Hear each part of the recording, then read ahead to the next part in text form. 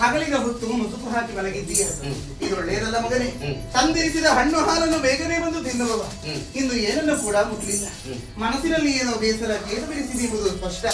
ಹಣೆಯನ್ನು ನೋಡಿದೆ ಎಂದಾದ್ರೆ ಗಾಯವಾಗಿ ರಕ್ತ ಸುರಿಯುತ್ತಾ ಉಂಟು. ಯಾರಿಂದ ಏನಾಯಿತು ತಾಯಿಯಲ್ಲಿ ಹೇಳಬಾರದೆ ಮಗನೇ. ಅಮ್ಮ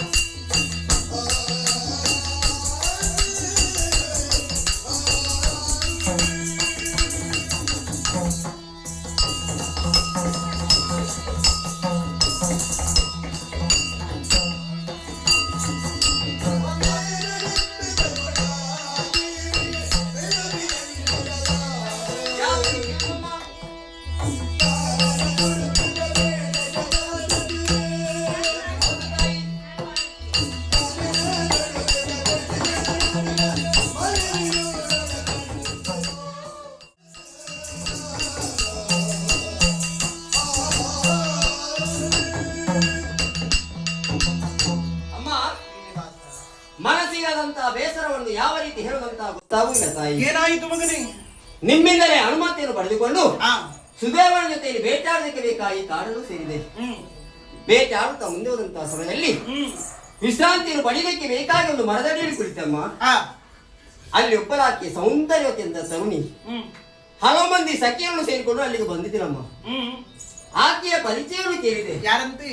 ಅಮ್ಮ, ತೋಳ ರಾಜ್ಯವನ್ನು ಆಳ್ವಿಕೆ ಮಾಡುವಂತ ಆಕಾಶರಾಯ ಮತ್ತು ಧರಣಿ ದೇವಿಯ ಮಗಳಾದಂತ ಪದ್ಮಾ.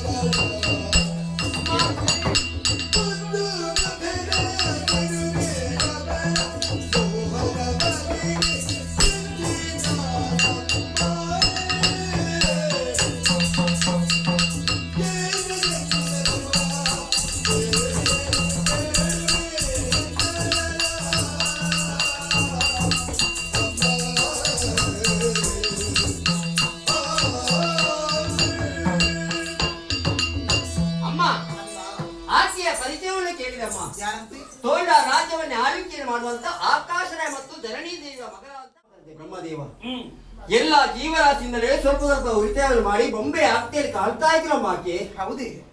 ಮನ ಸೋತಂತ ನಾನೊಂದು ತೀರ್ಮಾನ ಕೈಗೊಂಡೆ. ಏನು? ಮದುವೆ ಆಗಿದ್ರೆ ಅವಳು ಹೊರತು ಅನ್ಯತಾ ಸ್ತ್ರೀಯರು ನಾನು ಮದುವೆ ಆಗುದಿಲ್ಲ. ಆಕೆಯ ಮದುವೆ ವಿಚಾರ ಕೂಡ ಕೇಳಿಕೊಂಡಮ್ಮ. ಉತ್ತರ ಏನು ಬಂತು? ಉತ್ತರ ಒಂದೇ ಅಮ್ಮ.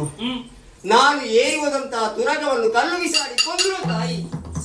ಹಣೆಯಲ್ಲಿ ರಕ್ತ ಬರ್ತಾ ಇದೆ. ಅನುದಿನವು ಪದ್ಮಾವತಿ ಕಾಣ್ತಾ ಇದ್ದಾರೆ. ಆಕೆಯನ್ನು ಮದುವೆ ಮಾಡಿಸಮ್ಮ. ಬಯಸಿದ್ದು ಎಲ್ಲವೂ ಸಿಗುತ್ತದೆ ಎಂಬುದಾಗಿ ಭಾವಿಸಿಕೊಂಡೇನು. ಶ್ರೀಮಂತರವರು ಬಡವರು ನಾವು ಕಾಡಿನಲ್ಲಿರುವವರು ಒಂದು ವೇಳೆ ಮದುವೆಗೆ ಒಪ್ಪಿದರು ಎಂಬುದಾಗಿ ಭಾವಿಸಿಕೊಳ್ಳುವ. ಹಣದ ಖರ್ಚಿಗೆ ಏನು ಮಾಡುದು ಮಗನೇ? ಅಮ್ಮ, ಬಡವರು ಶ್ರೀಮಂತರೆಂಬಂತಹ ತಾರತಮ್ಯ ಯಾಕೆ ತಾಯಿ? ಒಂದು ಸಮಯದಲ್ಲಿ ಬಡವರಾದ್ರೂ ಕೂಡ ಮತ್ತೊಮ್ಮೆ ಶ್ರೀಮಂತರಾಗುವುದಕ್ಕೆ ಸಾಧ್ಯತೆವಿದೆ. ಕಾಡ ಕಿರಾತರ ಅಂತ ನಾವು ಕಾಡಿನಲ್ಲಿ ಹುಟ್ಟಿದ್ದೇವೆ, ಕಾಡಿನಲ್ಲಿ ಜೀವನವನ್ನು ಸಾಗಿಸ್ತಾ ಇದ್ದೇವೆ. ನಮ್ಮಂತ ಬಡಪಾಯಿ ಶ್ರೀಮಂತಗಳಿಗೆ ಹೆಣ್ಣನ್ನು ಕೇಳೋದಕ್ಕೆ ಹೋದರೆ ಹೆಣ್ಣನ್ನು ಕೊಡುವುದಕ್ಕೆ ಸಾಧ್ಯತೆವಿಲ್ಲ. ಒಂದು ವೇಳೆ ಕೊಡ್ತೇನೆ ಅಂತ ಹೇಳಿದ್ರು ಕೂಡ ಅವರ ಜೊತೆಯಲ್ಲಿ ಖರ್ಚು ಮಾಡುವುದಕ್ಕೆ ನಮ್ಮಲ್ಲಿ ಹಣ ಇಲ್ಲ. ಹೌದು ಅಮ್ಮ, ಯಾಕೆಮ್ಮ ನೀವು ಚಿಂತೆಯನ್ನು ಮಾಡ್ತಾ ಇದ್ದೀರಿ? ಮತ್ತೆ ನನ್ನ ಮಿತ್ರ ಅಂತ ಕುಬೇರ ಇದ್ದಾನೆ, ಧನಾಧಿಪತಿ ಕುಬೇರ. ಅವರ ಬಳಿಗೆ ಹೋಗ್ತೇನೆ ತಾಯಿ. ಎಷ್ಟು ಬೇಕು ಅಷ್ಟು ಹಣವನ್ನು ಸಾಲದ ಮುಖೇನ ಕೇಳ್ತೇನಮ್ಮ. ಸಾಲ ಪಡೆಯುವುದು ಹೌದು ಮಗನೇ, ಅದನ್ನು ಮರುಪಾವತಿಸುವುದು ಹೇಗೆ? ಪಡೆದುಕೊಂಡಂತಹ ಸಾಲವನ್ನು ನಾವು ಕೊಡ್ಲೇಬೇಕು. ಲೋಕ ಅಪವಾದಕ್ಕೆ ಸಿಲುಕಬಾರದು. ಇದಕ್ಕಾಗಿ ನೀವು ಚಿಂತೆಯನ್ನು ಮಾಡ್ತಾ ಇದ್ದೀರಿ. ಸರಿಯಾಗಿ ಯೋಚಿಸ್ತಾ ಇದ್ದೀರಿ. ನೀವು ಯಾರು, ನಾನು ಯಾರು? ಅಮ್ಮ, ಮುಂದೊಂದು ದಿನ ಭಕ್ತರ ಸಂಕಷ್ಟವನ್ನು ದೂರ ಮಾಡುವುದಕ್ಕೆ ಬೇಕಾಗಿ ಏಳು ಬೆಟ್ಟಲ್ಲಿರುವಂತಹ ತಿರುಪತಿಯಲ್ಲಿ ವೆಂಕಟರಮಣನಾಗಿ ನಾನು ನೆಲೆವಾಗ್ತೇನೆ ತಾಯಿ. ಆ ಸಮಯದಲ್ಲಿ ನಾನು ಕಾಣುವುದಕ್ಕೆ ಬರುವಂತಹ ಭಕ್ತರು ಬರಕೈಯಲ್ಲಿ ಬರಬಾರದು, ಮುಡಿಪುಳ ರೂಪದಲ್ಲಿ ಹಣವನ್ನು ತರಬೇಕು. ಅವರು ತಂದಂತಹ ಹಣ ಸಮುದ್ರ ರಾಜನ ಮುಖೇನ ಕುಬೇರನ ಭಂಡಾರವನ್ನು ಸೇರುತ್ತದೆ. ಆವಾಗ ಶ್ರೀನಿವಾಸ ಕಲ್ಯಾಣದಲ್ಲಿ ಭಾಗ್ಯದಂತಹ ಫಲವರ್ತ ತಾಯಿಯವರಿಗೆ ಶ್ರೀನಿವಾಸ ಕಲ್ಯಾಣ ನಡೆಯುವುದರ ಮೂಲಕವಾಗಿ ಈ ಮನೆಯಲ್ಲಿ ಆದಷ್ಟು ಬೇಗ ಮಂಗಳದ ಕಾರ್ಯ ನಡೆಯುವುದು. ಮದುವೆ ನಿರೀಕ್ಷೆಯಲ್ಲಿ